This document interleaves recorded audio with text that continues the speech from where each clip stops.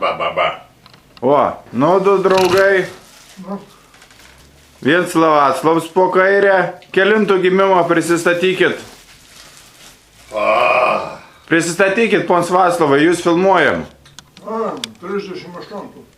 30, o kits tenais toks su raudonais baltiniais.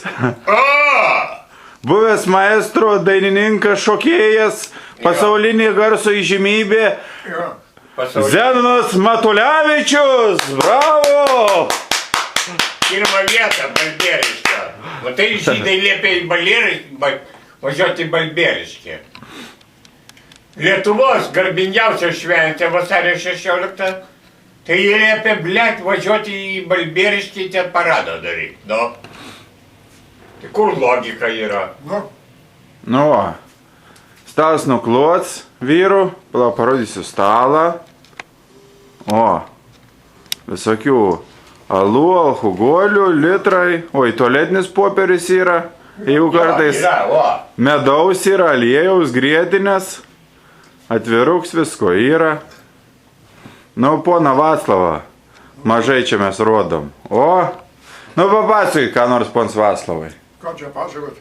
Nu, ką nors tokį, nu, neeilinį sykį filmuojam, tai neeilinį istoriją kokią.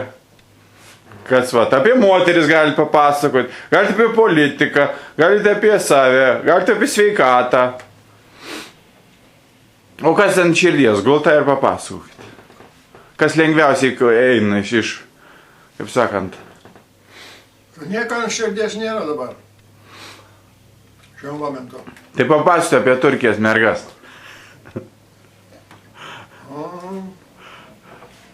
Turkijoje tai vandietės. Labai gražus. Vaikšto po pliažus. Nešioja gaminančius gėrimus. Ir save parodo. Jeigu susitarė, patinka, prašau, vakarė ateina į numerį.